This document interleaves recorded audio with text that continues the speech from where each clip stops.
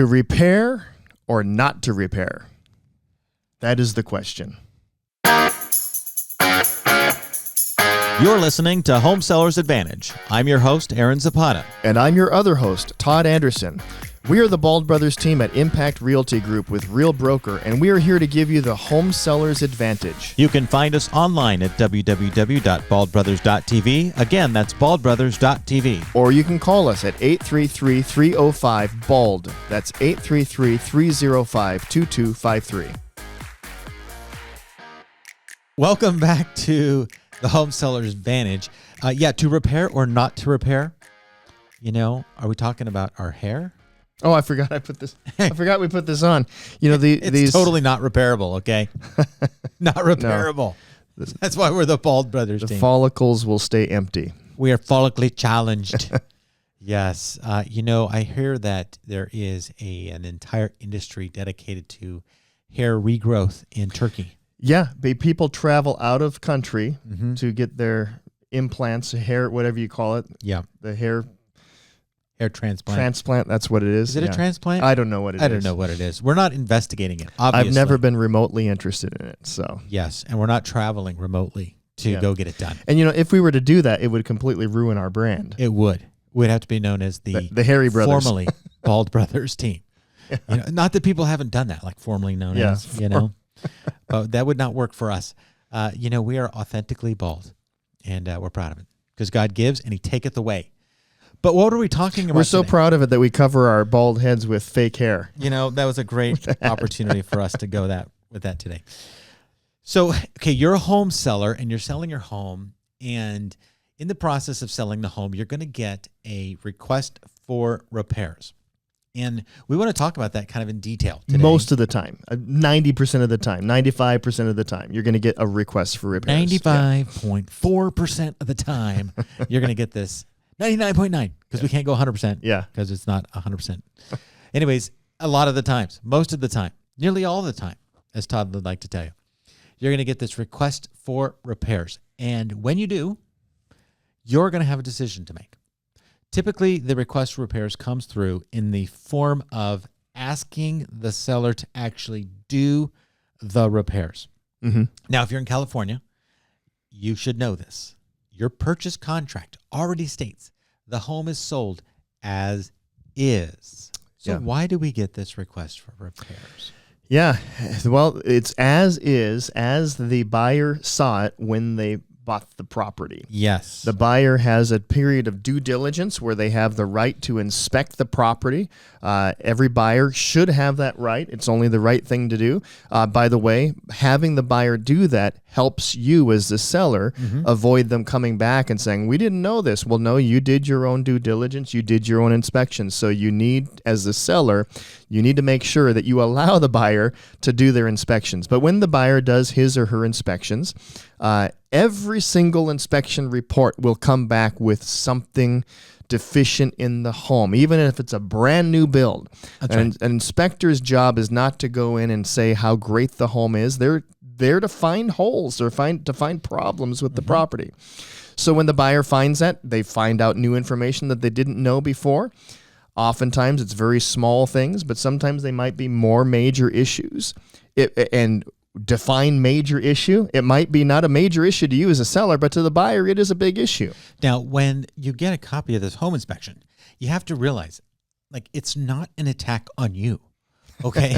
A lot of our homeowners are really angry when they get this 65-page document that shows every deficiency in the home. It is not a homeowner inspection. It's a home inspection. Right. And we have to warn our clients to say, hey, when you get this, you're going to feel like you live in a death trap.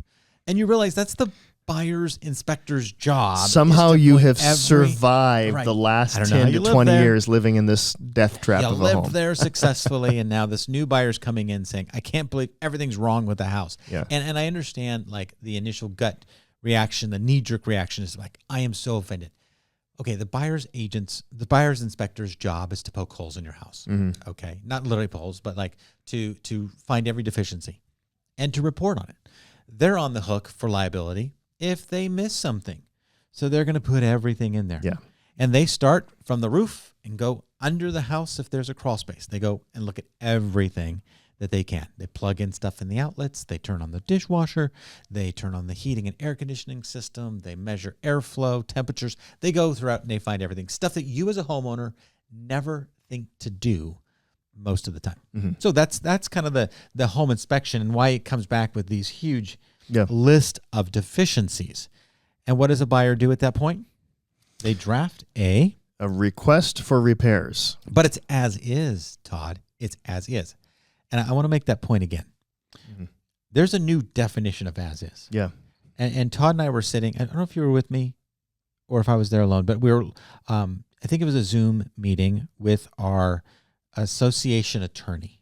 Okay. And this question came up. Why can the buyer ask for anything if the contract already says as is? Mm-hmm.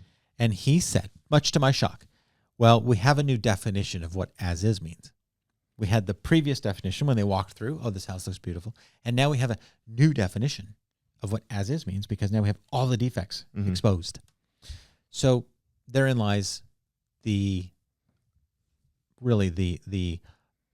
window of opportunity Mm-hmm. for a buyer to come in and say, well, we have a new definition now. Yeah. So we got to figure out what we're going to do. Yeah. So they submit this request for repairs. Sometimes the requests can be quite extensive. So the request for repairs comes in three potential ways, and sometimes maybe a combination of ways. The most straightforward is listing all the items that this buyer would like the seller to repair. The second way is if it's significant enough, the buyer may ask for a price reduction in lieu of making repairs. And the third way, which is probably the most common that we end up negotiating, is a request for credits back to the buyer.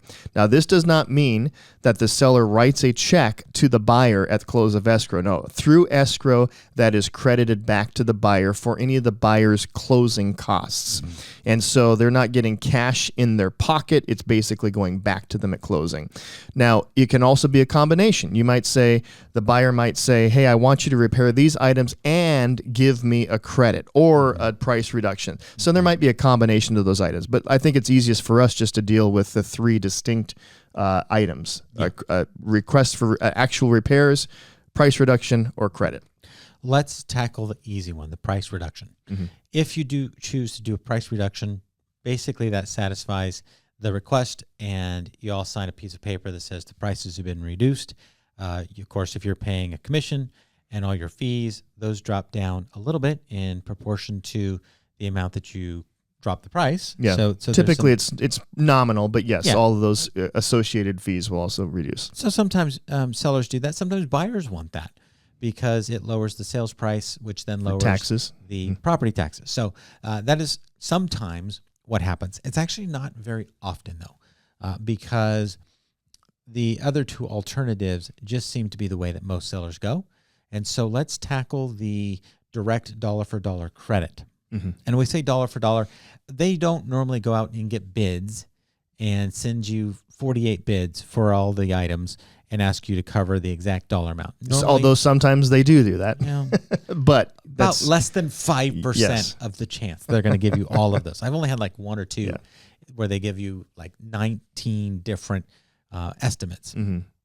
And so they're going to give you some ballpark number that they feel or think is going to be sufficient for them to cover the repairs and or be satisfied. Mm-hmm. Sometimes they're not going to expect you to do everything on the list because they get the benefit and you don't. And so that, most agents will work with their buyers and say, okay, we got to figure out like how much of this do we want to ask for? How much of that?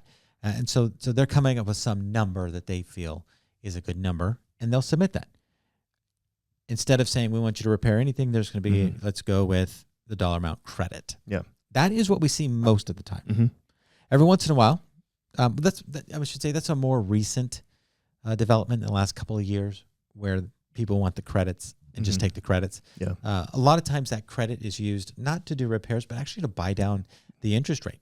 Yeah. They may end up so saying, it makes the cost of ownership less. Yeah. They may have said, what, this isn't really, I can live with this. I'd rather buy down the interest rate or something like that. Yeah. And when you offer them that credit in escrow, you're not writing them a check like he said. They come to the table at the closing table with less money out of pocket. So they get to keep it in theory in their pocket, which thereby it's a flow through credit benefiting the buyer. Yeah. And then of course the third one, or the alternative, is you as the seller end up going through the punch list of items that they've requested, and you make individual repairs, whether you're making them yourself or whether you're getting a contractor to go ahead and do the repairs. And sometimes sellers prefer to do that because they can control the cost. They know they can do it a lot cheaper than perhaps what the credit request is for. But with each of these areas, there's pros and cons. Now, we've already kind of talked about the pros of doing a price reduction. I don't think we needed to cover that. But between doing the repairs yourself and offering a credit, in most cases, the simplest way to do it is to try to negotiate a credit instead of doing repairs. And you say, well, I can do the repairs cheaper. Well, why would we advise you to do that? Because the fact is, what you don't want to do is have the buyers come back and say that you didn't do the repairs properly. Or conversely, the buyers should be in a position where they can control the quality of the repairs that are being done. What we want to do is avoid any sort of argument or disagreement over the nature or the quality of the repairs that have been done. And then you get to the time of closing and you do the walkthrough inspection and they say, well, I don't like the way you repaired this. Right. And then you hold up closing. Yeah. And because you're the seller, and naturally, most of our sellers are like, but I want to fix it. I don't want them to have a deficient home. Sometimes it's really good nature. Like you feel bad about giving them a home if you know something isn't repaired before closing. But again, if the buyer isn't asking you to do the work and they want the credit, go with the credit. It's been, but then the seller asks, well, maybe I'm going to be held liable because I didn't fix it. It's actually quite the opposite. It's diagnosed, therefore it's disclosed, and it is negotiated, and all parties sign off on the agreement. All parties have agreed. Yeah. They cannot come back to you and sue you because you have a legal agreement that you have offered credits based off of this known deficiency. Yeah. Now I'm gonna roll back that statement. Okay. People in California will sue for anything. Okay. You said they can. Okay, I should. Yeah, you're right. I just want to say language matters. We're not attorneys. We're not attorneys, and the fact is, yes, they can. But the question is, will they have a case? Technically, I can't tell you that, but having this level of protection will be a good thing for you. Because they cannot claim, oh, well, I didn't know, and I thought that I should have got more money. And in a court of law, I think a judge would say, well, if you thought you should have got more money, you should have just asked for it. You shouldn't have signed this document. Silly. Yeah. Right. So I've been a part of cases in the past, over 15, 20 years ago, thankfully, where those kind of things did come up. And the judge was like, why did you sign the agreement? Yeah. Like, you agreed to it. Yeah. What are you arguing? You were of sound mind when you signed the agreement. Right. Yeah, you can say, well, I wasn't. I didn't know. I did not have capacity. I didn't know what I was signing. Well, then you shouldn't sign documents if you don't know what you're signing. So that I like what Todd said is when you agree to do the repairs and you elect to do them, it kind of does open a can of worms. It really puts the leverage into the buyer's side of the transaction because they may come back and claim, I don't like the way the repair was done. Yeah. There's a whole subjective aspect. And we don't like subjectivity when it comes to these things. And it creates last minute unnecessary tension in a transaction. And our goal as working with sellers is to always help you through the process, with as minimal stress and anxiety and conflict as possible. That's our goal. Yeah. And so we advise, give the credit. Yeah. If that's possible. And you don't necessarily have to give the exact credit they request. You can everything is negotiable. So you can negotiate depending on how much leverage that you have. You may have no leverage and it might be best for you just to offer the credit they ask for. But if you have any sort of leverage or the ability to negotiate, that's always a good idea because if they request a $5,000 credit, it's possible they might settle for $2,500 or $2,000, something different, something lower. And oftentimes buyers will request the credit expecting, or the agent will advise them, hey, they're probably going to come back and try to reduce it. So let's go high on the credit so we can come in at a lower number and you'll be happy. Yeah. So there's all different ways to look at it. You're going to have to make a decision. If you're working with us, we're going to strongly encourage the credit. Yeah. And the rub in that is you feel like, but I could do it for less. Mm-hmm. The credit maybe is a request for a $10,000 credit. Yeah. And you're like, but I could do it for $7,000. Well, we agree. You probably could. So let's counter at $7,000. Yeah. And see if we can get that to go through, because that will produce a number Mm-hmm. that is quantifiable, and everybody's on board. Yeah. And everybody signs off, and everybody goes to the closing table acknowledging defects, acknowledging a credit, saying that they're okay with moving forward. Yeah. And then on that final walkthrough, they're not looking for repairs. Yeah. See, and that's the thing that Todd brought up, is at the end of escrow, there's a final walkthrough. And they're there to inspect, A, that the property's in the same condition, and B, that any repairs that have been agreed upon have been done. Yeah. And if you haven't done them, or you've done them poorly, or you don't have receipts and you don't have Mm-hmm. whatever, the buyer can be like, yeah, no, this isn't going to work. And they can delay escrow. Yeah. Until they're satisfied. Yeah. And we don't want that to happen. Absolutely. So you're going to have to make a decision when it comes time to sell your house.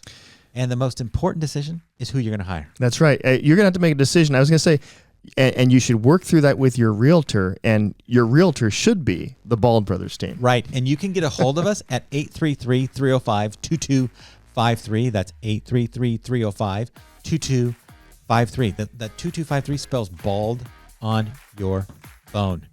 Todd? And when you work with the Bald Brothers team, we will legitimately be bald. No false advertising. That's right. So, you know what we do, Todd? We sell homes. That's right. And thank you for listening to us, for watching us. If you found this helpful, we would like you to subscribe, like, and share with somebody that you think might benefit from this episode. And until next time, God bless.